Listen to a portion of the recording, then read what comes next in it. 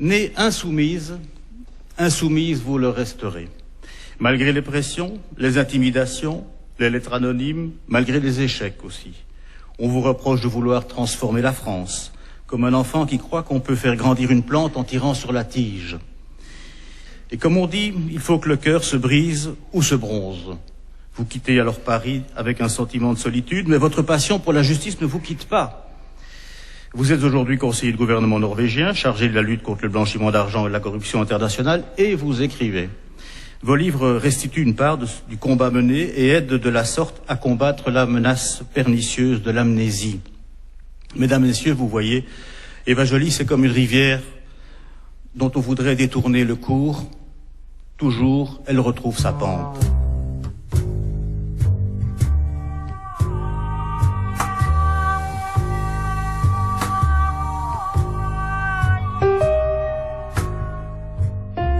Nous sommes nés vulnérables. Nous sommes des êtres fragiles. La vie, elle est là aujourd'hui, mais elle peut être finie. Comme ça, je pense que la blessure que nous portons tous, c'est que nous connaissons cette fragilité. Si nous nous écoutons, si on vit la fragilité de son corps qui nous trimballe, et aussi notre dépendance des relations avec les autres, nous sommes fragiles.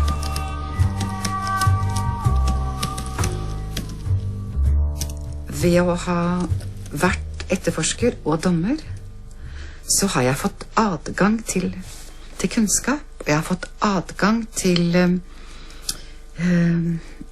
en viten som jeg føler at det er min plikt å dele med mine medborgere og medmennesker. Og jeg synes man kan ikke sitte taus og se på at urettferdigheter blir begått, eller at samfunnet tar en veldig feil utvikling. Jeg synes det er viktig å være en stemme i samfunnet.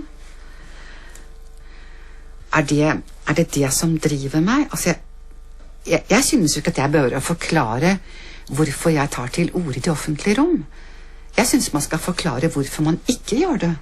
Altså, det som er det noble i livet, det er jo å dele erfaringer og gjøre det i det offentlige rommet. Jeg har lyst til å være med på å utforme morgendagen. Og veldig lenge så tenkte jeg at det har jeg ingen rett til.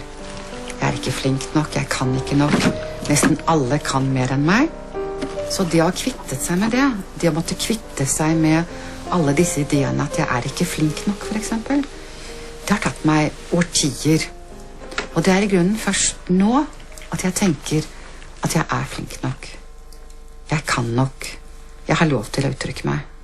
Og det må jeg gjøre før jeg begynner å bli senil.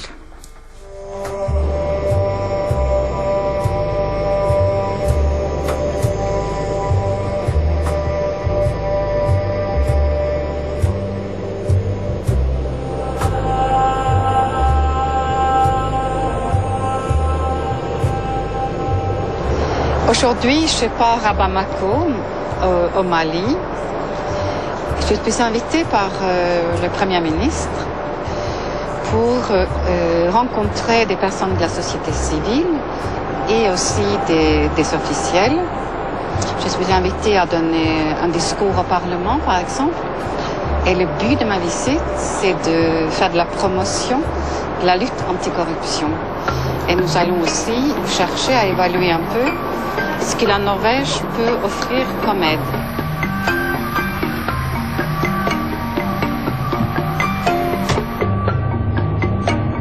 Tout l'enjeu de l'aide au développement moderne, c'est de armer les services publics locaux pour les mettre en état de recouvrer leurs propres ressources.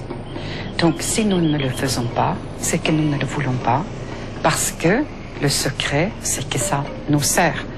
Le secret, c'est que le colonialisme continue. Nous laissons nos multinationales piller l'Afrique. Et le pivot du système, ce sont les paradis fiscaux.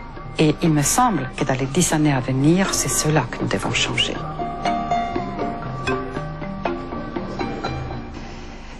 En venant ce matin, je pensais à ce que j'ai vu ce dernier jour. Je pensais aux Maliens qui vivent avec $350 en moyenne par an. Et je l'ai confronté avec le contenu d'un rapport de Mary Lynch qui nous apprend qu'il y a maintenant de par le monde 9 millions de personnes qui détiennent 37 trillions de dollars. Nous vivons dans un système qui est organisé pour permettre à certains de piller d'autres et de cacher leur richesse aux yeux des concitoyens. Je ne pense pas que nous pouvons arrêter la corruption. Je ne pense pas que nous pouvons arrêter les dirigeants de beaucoup de pays en voie de développement de se servir richement. Par contre, ce que nous pouvons faire, si nous le voulons, c'est de leur fermer les endroits où ils peuvent cacher ces fortunes. Ça, c'est à notre portée. Donc mon espoir aujourd'hui, c'est peut-être que les problèmes sont devenus tellement graves qu'on ne peut plus laisser les choses en l'état.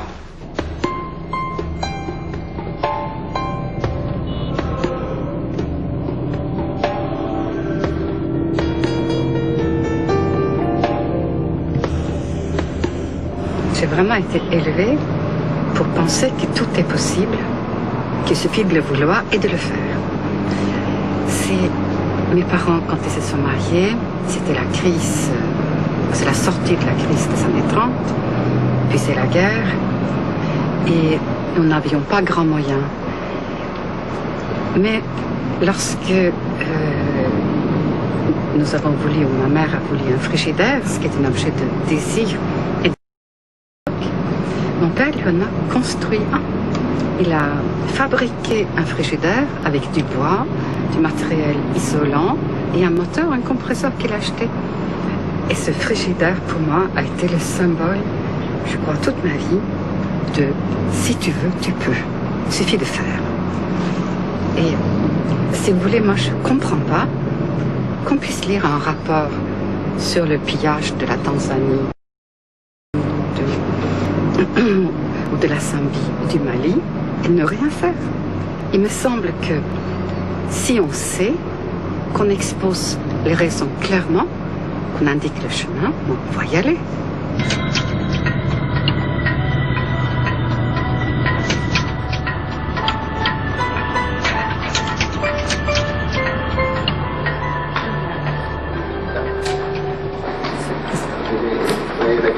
Merci. Ça m'a été particulièrement heureux. Très heureuse d'être invitée. Ah mais non, c'est le plaisir. Il me semble que si on veut changer le monde, il n'y a que les détenteurs du pouvoir qui peuvent le faire. Donc avoir accès aux plus hautes autorités de l'État, c'est très important. Là, je sais que j'ai 20 minutes et qu'au cours de ces 20 minutes, il faut que j'arrive à caser ce que je vois comme les problèmes principaux pour le Mali. Et avoir l'oreille d'un président qui est entouré de ses secrétaires d'État, qui donne des ordres tout de suite, c'est agir sur le monde. Donc je suis très contente de cette rencontre, très contente d'avoir eu accès au président.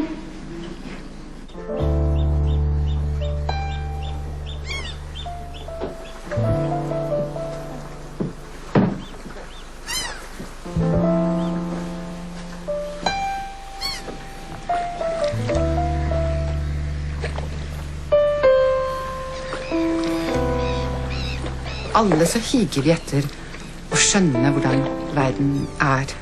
Altså vi higer etter å komme gjennom det røykteppet som vi alle opplever skiller oss fra den virkelige verden.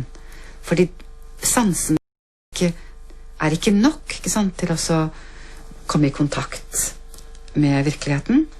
Og heller ikke bare det å lese. Jeg tror det er veldig farlig å bare sitte på et kontor med papirer og tro at du vet. Tro at når du har studert papirer i 10 år, så vet du alt. Jeg tror at det å liksom, på fransk så sier vi kaltinere, altså det å bryte gni seg inn til det å ha vanskeligheter, det at ting koster, at det er anstrengende, at du ikke sover nok, at du blir sliten, at det er vanskeligere enn det du egentlig kan makte, men likevel forsøke å klare det, og så plutselig så skjønner du noe, ikke sant? Altså at den mekanismen for meg er utrolig verdifull.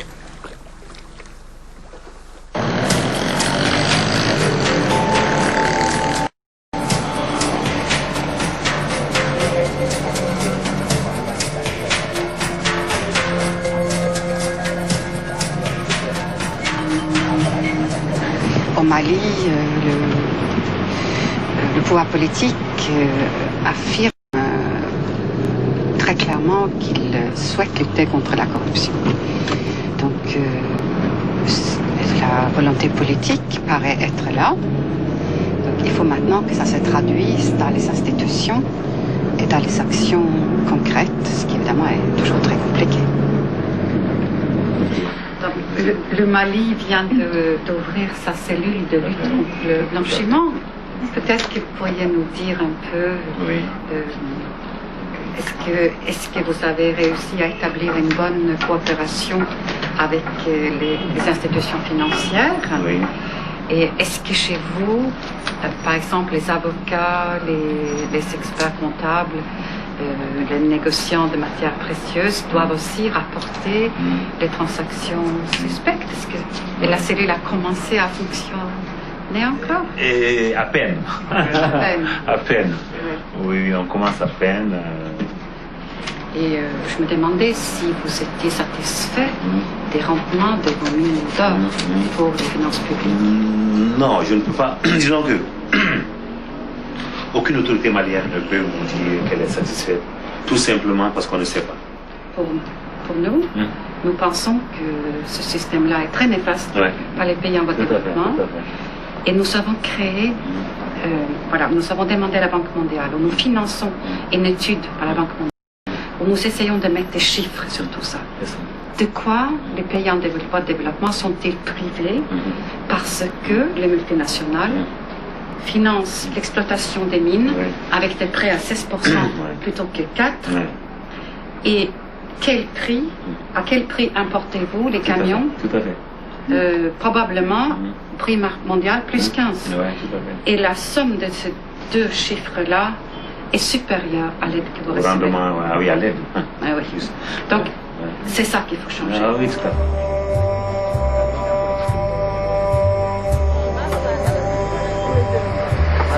Si vous voulez arrêter la situation, cessez aussi, vous les Occidentaux, parce qu'en réalité, c'est vous qui avez conduit ça, vous l'avez introduit chez nous ici. Quand vous allez arrêter ça à votre niveau, on vous le dit, les choses vont finir. Non, c'est pour dire que quelque part, on est en train de faire un langage, de parler d'une situation sans issue. Sans issue, hein. Il n'y aura pas d'issue, parce que moi, les parlementaires ici, tels qu'ils sont, aujourd'hui, à ce niveau, avec des trucs, ne pourront pas arrêter la corruption comme telle, de but en blanc.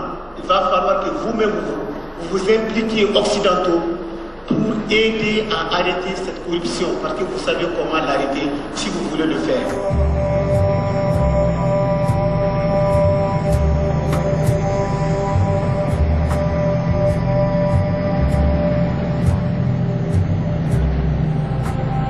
J'essaye toujours d'aller dans la brousse, d'aller voir comment les gens vivent. Parce que très vite, on pense que c'est Bamako qui est le Mali, or que c'est ici le vrai Mali. Et c'est pour ne pas oublier que c'est pour eux qu'on travaille.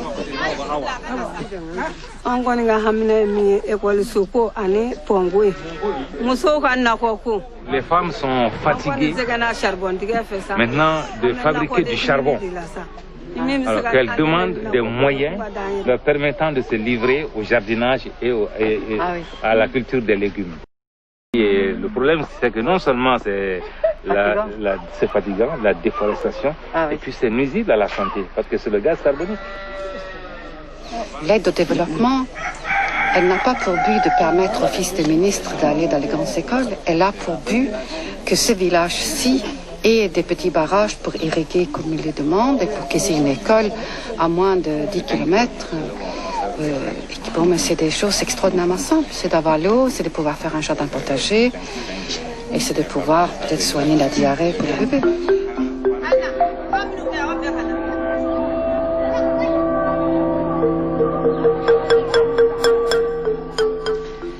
Je pense que nous vivons dans une période très troublée où nous sommes loin de nos vrais désirs et nous remplissons l'espace de distractions, de choses inessentielles et qui nous fait croire que le bonheur, c'est d'être tranquille. Alors que moi, je crois beaucoup que le bonheur est à l'engagement, de faire ce à quoi on croit.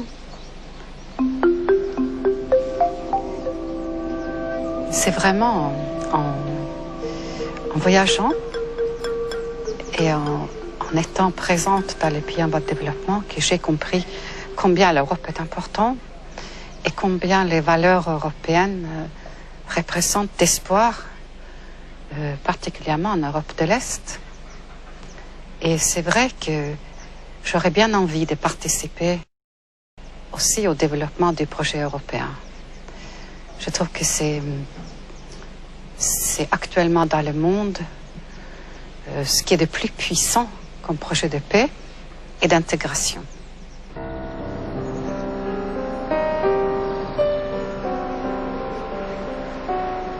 For meg så det et veldig viktig sted, fordi jeg skriver her oppe, jeg tenker, hvor jeg får ro, og hvor jeg kan puste ut, og hvor jeg får energi av skjønnheten, tror jeg, av roen, og også av det at du er nær din egen historie. Jeg tenker ofte på livet som en vev, som en vevnad. Renningen, den er barndommen og ungdommen din. Den er familiehistorien din. Og det du gjør selv, det er innslaget. Islaget heter det kanskje.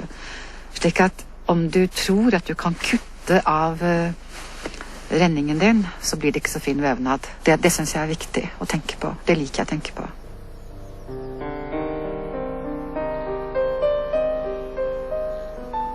I vår familiemyter så snakker vi veldig mye om kvinnene. Og allerede mormors mor er i familien vår veldig anerkjent. Hun var lærerinne, og det var jo da i 1858 eller noe sånt, noe det er veldig lenge siden. Og det syntes jeg da jeg var liten at det var veldig flott at jeg hadde en oldemor som var lærerinne.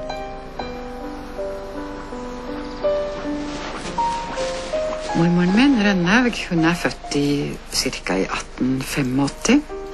Hun hadde et vanskelig liv, men først må jeg beskrive henne litt. Hun var usedvanlig vakker. Hun var mørkhåret med krøllete brunt hår og blå øyne, og veldig hvit, nydelig hud.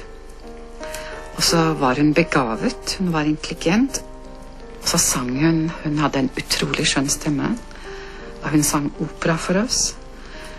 Og på en måte så var hun den eneste i familien som hadde en kontakt med en annen verden, som hadde kontakt med det skjønne, med kunsten, og som formidlet det. Så det er jeg henne evig takknemlig for. Hun giftet seg veldig ung, men hun skilte seg også veldig ung.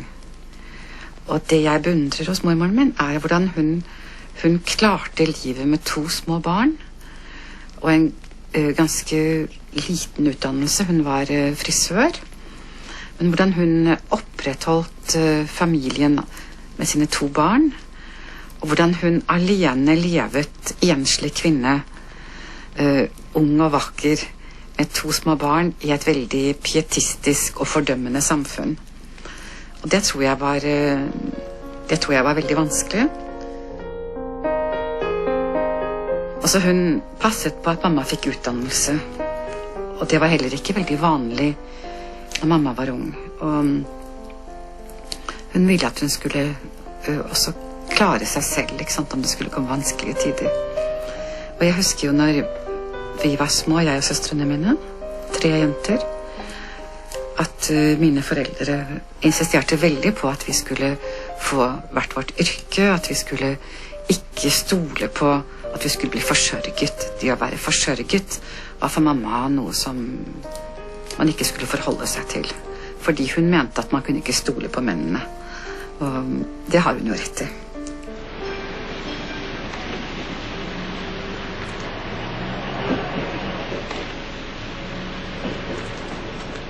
Hjemme så leste vi ikke. Altså, mamma og pappa hadde noen bøker i bokhyllen, men de var ikke glad i å lese. Og de anså nok dypest at det å lese var å kaste bort tiden sin. Og de likte ikke å se meg sitte og lese. Da sa de liksom, gjør noe. Det var ikke nyttig nok. Så vi trenger jo folk som ditt miljø for å åpne andre dører. Hjemme hos meg så var det veldig mange viktige ting som kom på plass. Men akkurat det, åpne horisonten, det klarer ikke alltid foreldrene. Og jeg husker hvordan jeg gikk rundt og plukket ut tilfeldige bøker. Jeg var veldig heldig, for jeg plukket ut Dostojevskij, husker jeg. Og så plukket jeg ut en bok med bilder av Rodins skulpturer. Jeg syntes de var så vakre, og jeg tok den med meg hjem, og jeg husker enda mammas reaksjon på det. Hun ble veldig forarget, for hun syntes det var alt for erotisk. Og hun mente at jeg var sikkert pervers, som kunne like å se på disse skulpturene. Så jeg synes akkurat det bildet, enda min snille, gode mamma, det viser veldig klart begrensningen, ikke sant? Og hvordan skal verden åpne seg for deg, så trenger du døråpnere. Det er veldig banalt å si det, men her for meg var det en døråpner. Og antagelig en av de viktigste jeg har hatt i livet mitt. Familien Farseth bodde øverst i Markveien, i 3. etasje på toppen av vår verden. Jeg syntes Markveien 1 var en av de fineste gårdene på hele Grünerløkka. Den var bygget i siste halvdel av 1890-årene. Det er en typisk Berlinegård av mur, neppe pusset opp særlig mye siden da, så den var utvilsomt litt forfallen her og der, men det så ikke vi. Jeg beundret den fornemme gråfarven og de små gipsfigurene på gesimsen, og syntes gården var i bedre stand enn mange andre i strøket, men det var sikkert fordi pappa var vaktmester og passet på som en smed. Se her, da. Tatt vare på den gamle porten. Det er rart å komme tilbake. Ja, altså. Veldig rart. Samme fargen på veggen. Ja. Samme gulvet som... Ja. Mormors leilighet og frisørsalong lå i 2. etasje.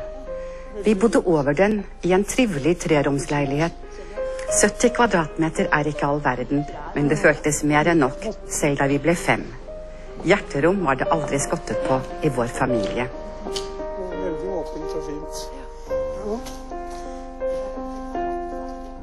Kjøkkenet var det viktigste rommet i leiligheten. Der foregikk nesten alt sosialt liv. Mormor og naboer kom innom for å få en kopp kaffe. Jeg gjorde lekser ved kjøkkenbenken. Pappa syslet med et eller annet praktisk når han var hjemme. Mamma laget mat. Det luktet alltid godt og var det luneste og tryggeste stedet jeg visste. Vi hadde det veldig godt. Vi var liksom en familie alle sammen. Så det var det. Ungene fikk lov å leke og hadde gården full. Og spilte teater der. Roar satt i scene det. Altså, teaterstykket, det var satt opp, selve opplegget med scenen var her inn mot gjerdet da. Den gangen var det jo et høyt gjerde her. Og vi hadde jo jobbet lenge med denne forestillingen, med replikkene selvfølgelig. Og det var små og store. Kari var bare en liten tass, 3 år, 4 år. Ja. Alle i gården skulle være med, alle skulle få gjøre noe. Alle skulle få gjøre noe. Marit og jeg vokste opp veldig tett. Først delte vi køyeseng. Etter at lillesøster Kari ble født, delte vi en sovesofa. Vi ble vant til varmen fra et annet menneske, og lå og pratet om alt mellom himmel og jord.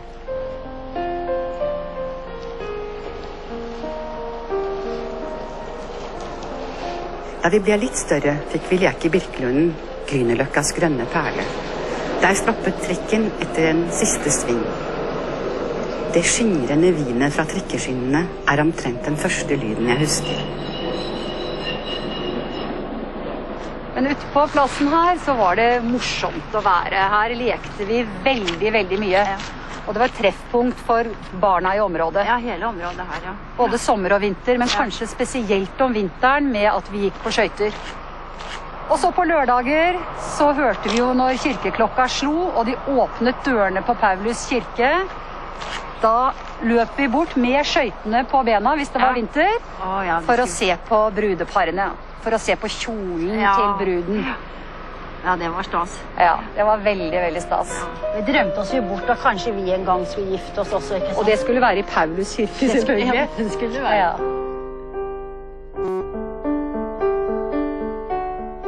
I Norge så man jo ikke oppdratt. Altså her det ingen som sier til deg når du ung at du pen, eller at du kan noe, eller at du også har en fremtid på en eller annen måte.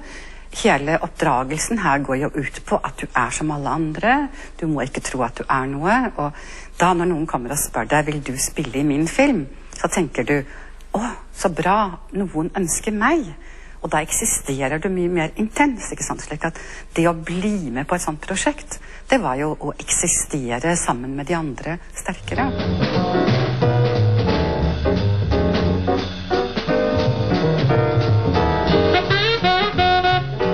Hodet mitt var fullt av bilder fra fransk film. Jeg tenkte da kanskje jeg kan gå på teaterskolen og lære å spille teater. Så det var en drøm.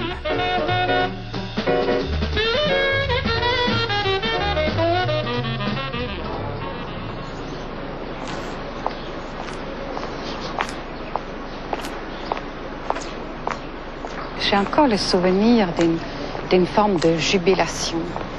Et aussi une forme d'émerveillement de marcher là où Voltaire avait marché, Rousseau avait marché, où Descartes avait vécu. Je mets mes pieds là où ils ont marché. D'abord, j'ai vécu dans le 16e, où l'accueil de la jeune fille est limité. Et j'ai découvert la famille Joly qui allait m'accueillir à Pâques à 64. C'était une famille, le père était médecin, madame était femme au foyer et ils avaient 4 enfants et le deuxième garçon avait 1 an et demi de plus que moi et je les trouvais bien beaux, tout de suite. 3 années plus tard, c'est vrai que nous nous marions à Oslo et je n'étais sans doute pas la belle-fille rêvée de mes beaux-parents. J'étais étrangère, j'étais pauvre et ils avaient espéré pour leur fils quelqu'un dont ils connaîtraient sans doute mieux les parents, dont ils connaîtraient mieux l'origine. Et je pense que j'étais assez inquiétante. La famille que j'ai intégrée avait d'exigences de qualité de la langue, de culture, de connaissances et aussi de façon de se vêtir, de se comporter. Et pour moi, ça a été un processus d'intégration par l'exemple, c'est clair. J'ai copié, j'ai compris que si je voulais être intégrée dans la société française, il fallait que je connaisse les codes.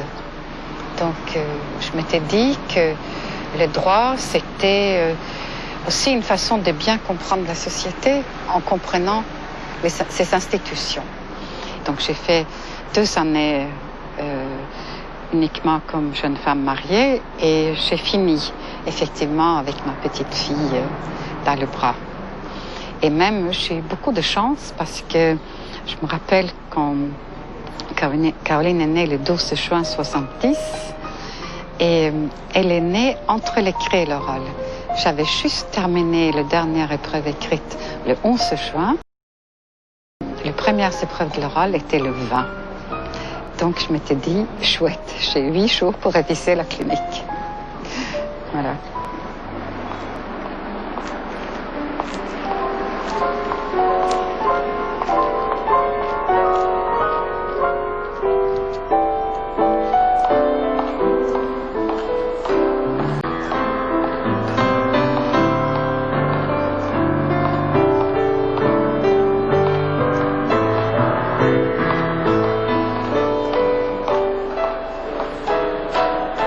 C'est toujours assez oppressant pour moi d'être là. Ça ne me fait pas plaisir. Je pense que c'est les souvenirs de ces années d'énormément de travail, mais aussi de lutte pour que le dossier avance, de lutte pour le garder et pour résister à toutes sortes de pressions.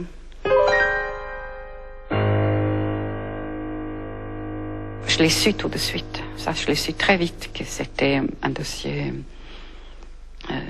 important. Non, j'avais pas envie de l'abandonner. J'avais envie, mais parce que j'étais inconsciente sans doute, j'avais envie de voir ce qu'il y avait au bout. C'était un dossier qui démarrait avec présentation ou suspicion de présentation de comptes inexacts pour une petite entreprise de textile, l'entreprise Biderman, et où j'ai découvert des investissements très importants de la société Elf. Et à partir de là, nous avons commencé à creuser pourquoi ces investissements, et de fil en aiguille, en tirant le fil, nous avons pu démontrer que tous les contrats conclus par Elf pendant cette période avaient, comme on dit, des dérivations installées pour alimenter des fonds secrets. Donc c'était, je pense, la première fois où il a été possible pour une enquête menée en Europe de démontrer un peu le dessous des cartes des entreprises. Et ce qui était très intéressant, c'était les explications des dirigeants qui disaient que nous avions tort de nous intéresser particulièrement à eux parce qu'ils ne faisaient que ce que tout le monde faisait.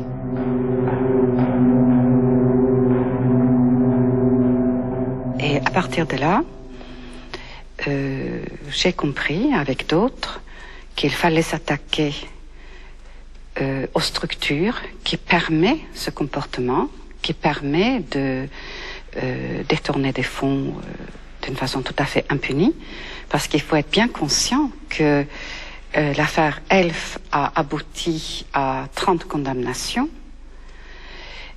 Et ça, c'est exceptionnel, parce que la plupart du temps, des dossiers de cette ampleur-là, ils subissent des avaries, c'est-à-dire soit les juges sont mutés, la procédure est annulée, ou il y a d'autres pépins en cours de route. La justice n'est pas faite pour juger les dirigeants. Elle est faite pour juger le voleur de sac à main et d'autoradio.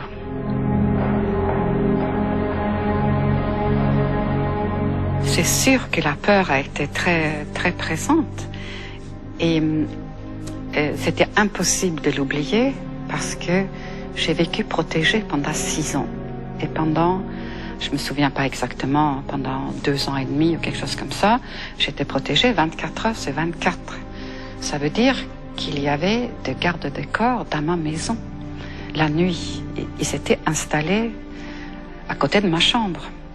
Et ils avaient ce qu'ils appelaient l'arme collective sur la table. Donc, avec mon mari, nous ne pouvions pas faire semblant que cela n'existait pas. Mais, et j'ai toujours pensé que c'était pire pour ma famille que pour moi, parce que moi, j'avais le plaisir de l'action. J'avais l'idée que demain, j'allais faire ceci ou cela et qu'on allait avancer. Et j'avais aussi une très, très grande colère. Tandis que pour mon mari, par exemple, je pense que ça a été des années horriblement dures parce que sa femme était une forme de coffre-fort qu'on gardait. Donc, ça, c'est sûr que ça a été très perturbant dans ma vie, cette intrusion dans notre intimité.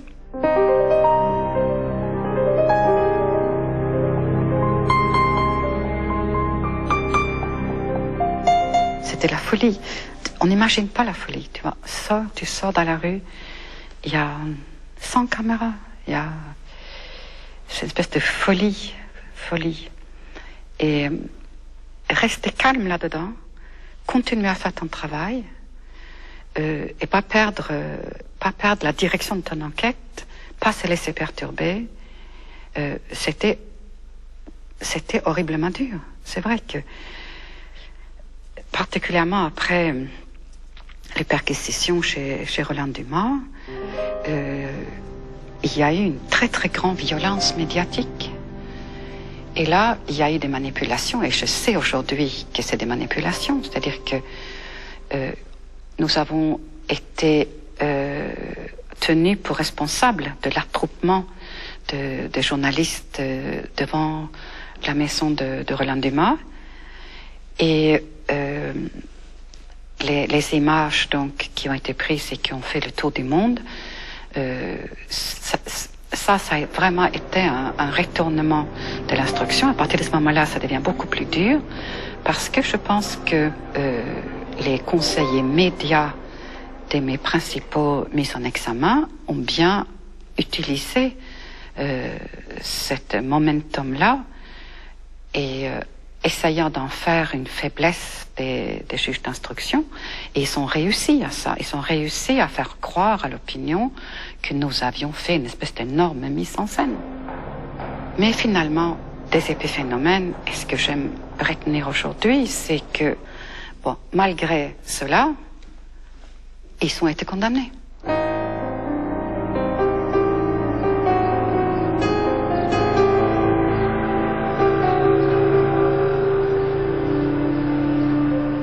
Mais quand on voit qu'ils sont la puissance de sortir de prison, de ne pas payer les amendes,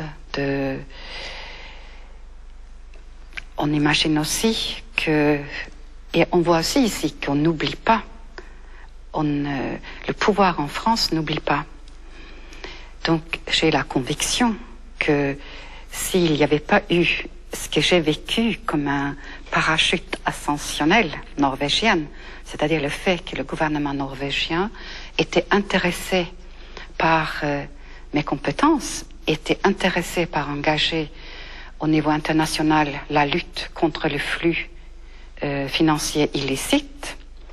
S'il n'y avait pas eu pour moi ce mouvement, somme toute complètement inattendu et très surprenant, je pense que je serais moralement aujourd'hui morte en France, et que finalement le lapidage aurait continué sur le fait que c'était une justice spectacle et non pas une vraie justice. Et mon espoir aujourd'hui, c'est bien que l'opinion retienne que c'était une justice malgré tout.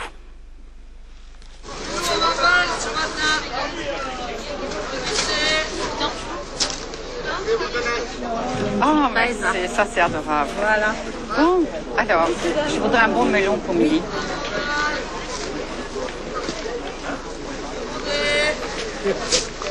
Vous venez de temps en temps comme ici. Mais oui, et là, je pense revenir pour de vrai là. Ah, je suis la voisine, et je pense que quand on échange ici, c'est pas avec une personne connue, c'est avec une femme de mon âge qui a envie de la bonne nourriture.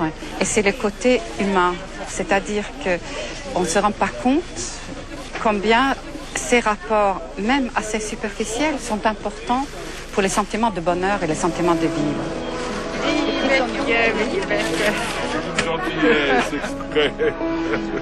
Ça va, Daniel? Ça va?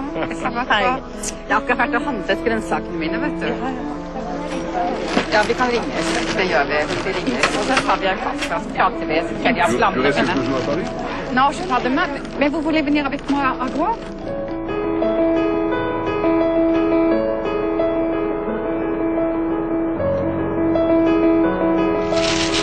J'aime bien être en voyage. J'aime bien travailler dans le train ou dans l'avion. Pour pour moi, c'est des moments privilégiés pour réfléchir. Tout se passe comme si le fait d'être en mouvement facilitait la réflexion et la compréhension. Donc, dans cette période actuelle de ma vie, je voyage énormément. Mais en réalité, je pense que je suis vraiment née sous le signe du voyage parce que je n'ai jamais arrêté. Je n'ai jamais arrêté de quitter un lieu pour un autre, de changer de pays, de milieu. Et c'est peut-être l'image que je préfère de la vie.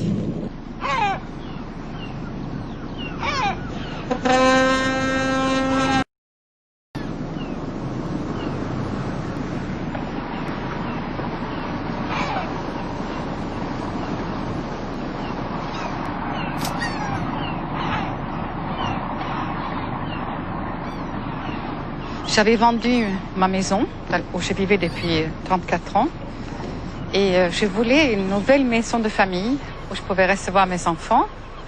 Et j'ai découvert cette lande somptueuse, colorée jaune, la mer sauvage, et la côte sauvage et aussi une forme de douceur. Le climat est très doux ici. Donc je m'étais dit que je ne trouverais jamais mieux. Je voulais la mer, alors j'ai décidé d'acheter parce que la Norvège c'est loin, c'est compliqué de venir. Je ne trouverai jamais la maison de mes rêves, mais il faut que je trouve une qui a le moins de défauts possible ou qui correspond le plus à mes besoins.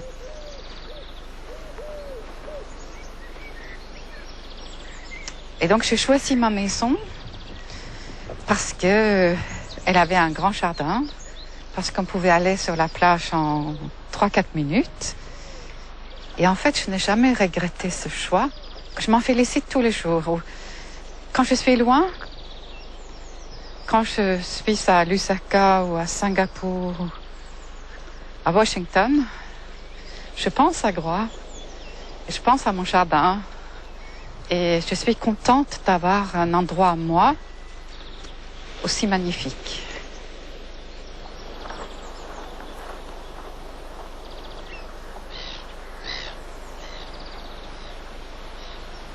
Lorsque j'étais petite fille, j'avais 7 ans, peut-être, ou 8 ans, les parents de mes copines disaient de moi, mais toi, tu seras professeur, toi, tu serais enseignante, ou tu serais chercheur, parce que j'étais très curieuse comme petite fille.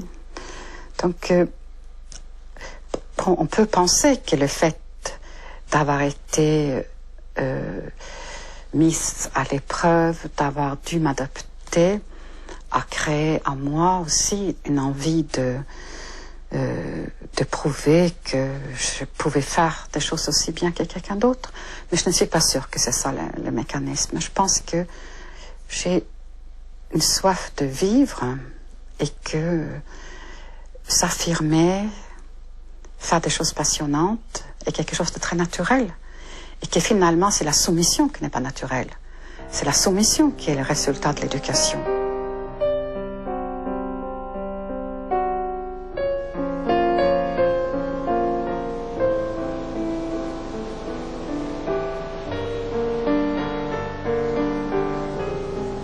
J'aime beaucoup cette expression norvégienne qui veut dire avoir passé une nuit d'hiver dehors. Et quiconque a essayé cela sait combien c'est pénible, et combien on pense qu'on va mourir, et combien c'est insupportable. Donc cette image, je la trouve très forte. Oui, je pense que pour moi, l'affaire Elf a été un processus d'enhardiment, de s'enhardir, et que toute la vie est très progressif. Et je pense que c'est aussi que j'ai pu faire l'affaire Elf parce que dans le passé, j'avais vécu aussi des grands bouleversements et des grands changements dans ma vie et j'avais dû supporter beaucoup de pression. Et la première, par exemple, c'était lorsque je me suis mise à apprendre le français et que je travaillais comme secrétaire et que je faisais beaucoup de fautes et que je devais supporter l'humiliation de ne pas être à l'auteur et aussi d'avoir compris qu'il y avait là aussi un chemin et qu'il suffisait de beaucoup travailler et que bon, peu à peu, les fautes disparaissaient. Mais j'avais subi cette humiliation de ne pas avoir été formée dans ce pays, de ne pas partager les connaissances littéraires, et donc d'avoir cet handicap. Et ça m'a appris que en travaillant dur, on surmonte ça. Et je pense aussi que mon changement de pays, de la jeune fille insoucieuse norvégienne qui s'estimait assez réussie ou assez adaptée à son milieu, à son environnement, j'étais assez sûre de mes qualités. J'avais passé un bac Mathelem là-bas, comme nous étions extrêmement peu de filles à avoir fait ça. Et j'avais même participé à un concours de beauté. Donc, bon, j'étais pleine d'allant et de confiance en moi. Et je dois dire que la rencontre alors avec la bourgeoisie française m'a bien fait comprendre que je n'étais pas du tout à l'auteur, qu'il y avait encore un long chemin à parcourir pour acquérir la culture, le niveau. Et ce processus est douloureux. C'est un processus de... Moi, je pense qu'il y a des images qui traduisent ça. Je me pense souvent comme une pierre qui était pleine d'aspérité et qui devait être polie par les événements de la vie. Donc je pense que j'avais déjà subi ça. J'avais subi cette adaptation très pénible en ce qui concerne mon image de moi-même à la bourgeoisie française et à ses valeurs. Et il me semble que lorsque j'ai réussi à peu près ce processus-là, me faire accepter dans ce milieu très critique qui était le mien, bon, après cela, il y avait guère de choses qui pouvaient ni m'humilier, ni m'atteindre. Et que, quand j'ai commencé la Pharelf, j'avais 51 ans, je pense d'une certaine façon que j'étais de taille parce que j'avais vécu.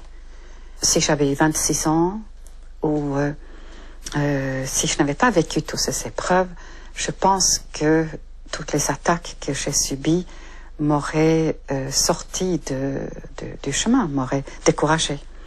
Mais de certaine façon, j'avais passé une nuit d'hiver dehors avant.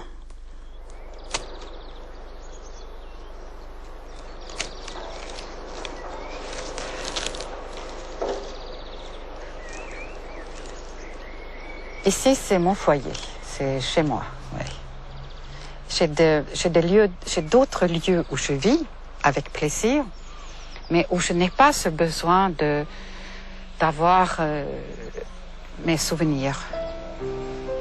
Donc, je suis heureuse, moi, d'avoir trouvé une place pour mettre la jolie armoire que ma belle-mère m'a donnée pour la naissance de ma fille et qui venait du foyer de ses parents à elle.